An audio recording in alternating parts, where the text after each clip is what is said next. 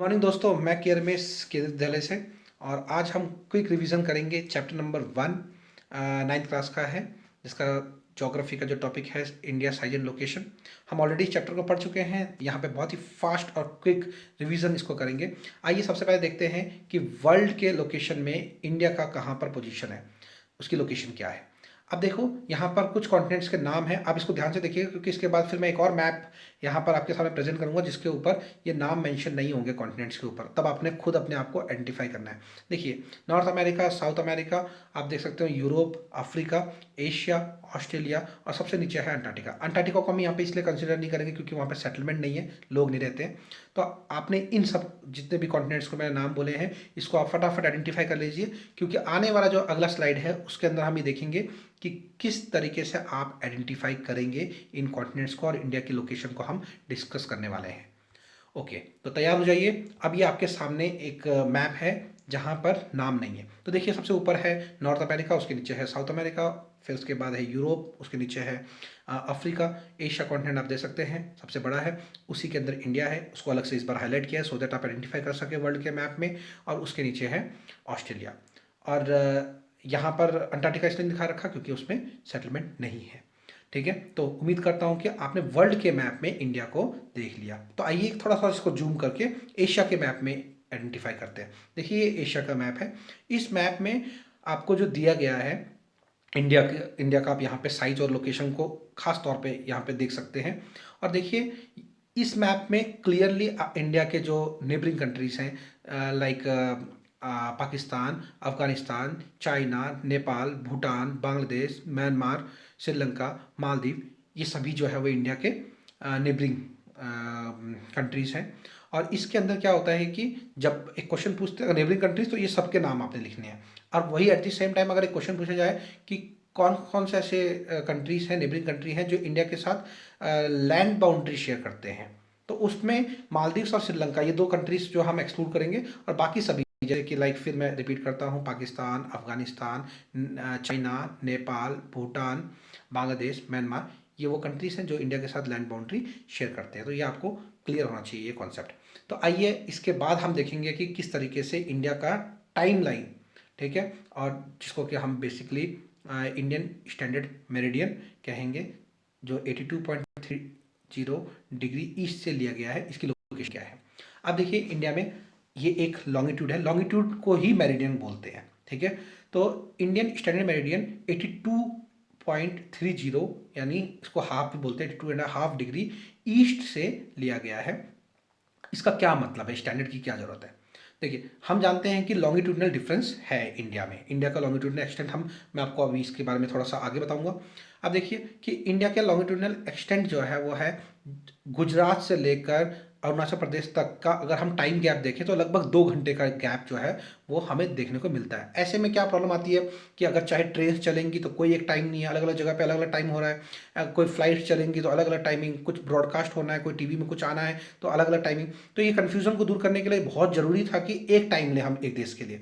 तो हमने क्या किया कि अपना जो स्टैंडर्ड मेरिडियन है वो यूपी के इलाहाबाद से होते हुए जो ये लाइन है, इसको हमने स्टैंडर्ड मेरिडियन मान लिया।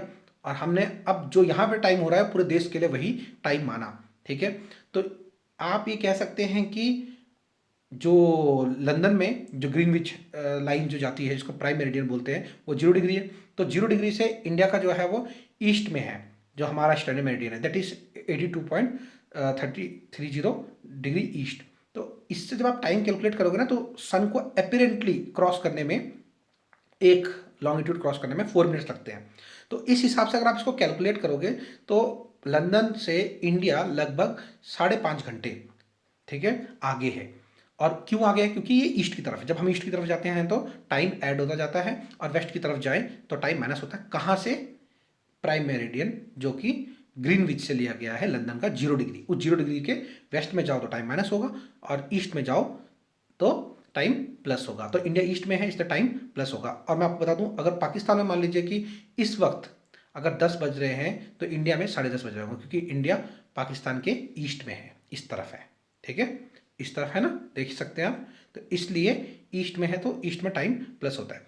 तो अब ये टाइम का जो गैप होता है, इस गैप के कन्फ्यूज़न को दूर करने के लिए ही स्टैंडर्ड मेरिडियन किया है। तो आइए देखते हैं एक बार जूम करके कि स्टैंडर्ड मेरिडियन क्या, कहाँ से होते हुए गुजरता है, कौन कौन सी स्टेट से होकर गुजरता है। तो ये आपका टास्क है, आपने ये कंप्लीट करना है कि कौन कौन सी स्टेट से स्टैंडर्ड मेरिडियन होता हुआ गुजरता है। तो आइए अब थोड़ा डिटेल में लोकेशन जो है वो इंडिया का हम पढ़ लेते हैं। साइज और लोकेशन बहुत ही इंपॉर्टेंट एस्पेक्ट है। इंडिया जो है वो नदर्न हेमिस्फीयर में है। अब नदर्न हेमिस्फीयर मतलब क्या है? हेमिस्फीयर मतलब होता है एक जो कोई भी स्फीयर है ना, उसका हाफ से ऊपर का जो एरिया है दैट इज नदर्न, और नीचे का एरिया सदर्न। तो सदर्न में जो कंप्लीटली कोई कॉन्टिनेंट है सदर्न हेमिस्फीयर में वो ऑस्ट्रेलिया है। कुछ पार्ट जो है वो अफ्रीका का और साउथ अमेरिका का है। मैक्सिमम जो पार्ट्स हैं लैंड मासिस वो नॉर्दर्न हेमिस्फीयर में है। तो इंडिया भी नदर्न हेमिस्फीयर में है।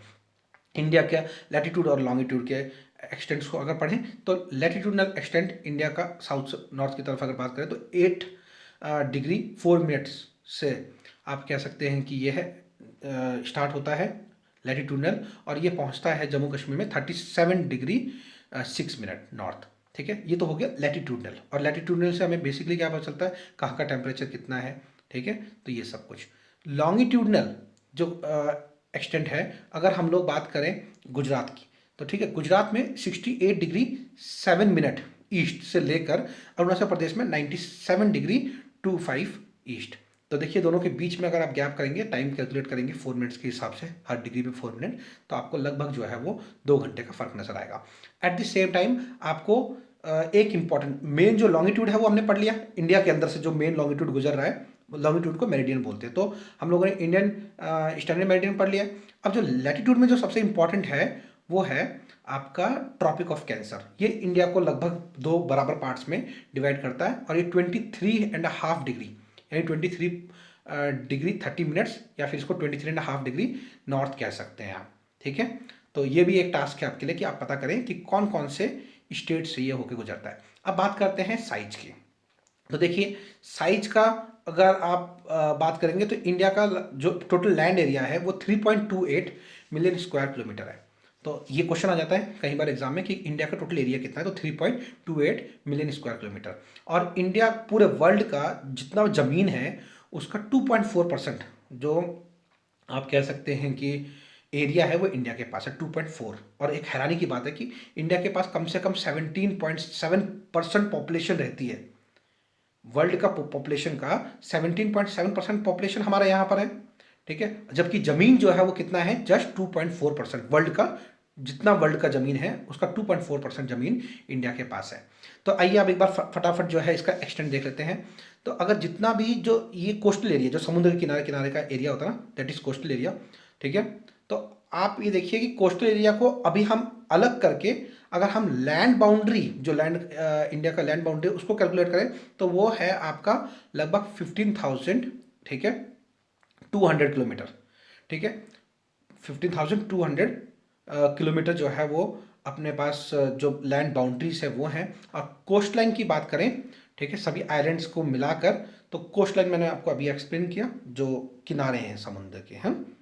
ठीक है, दैट इज 7,516.6 किलोमीटर। ठीक है, सभी आइलैंड्स को मिलाकर ये टोटल हमारे पास इंडिया का जो आप कह सकते हैं कि साइज है। ठीक है, और इसके बाद ये ज़्यादा ज़रूरी है कि हमारे इंडिया में कितने कुछ जो बेसिक इंक्वायरीज हमारे पास होनी चाहिए, कितने डिस्ट्रिक्ट हैं।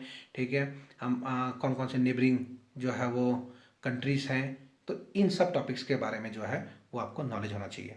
तो ठीक है दोस्तों, हम नेक्स्ट फिर क्विक रिवीजन के जो हमारे पास जो एपिसोड्स रहेंगे उसमें हम मिलेंगे।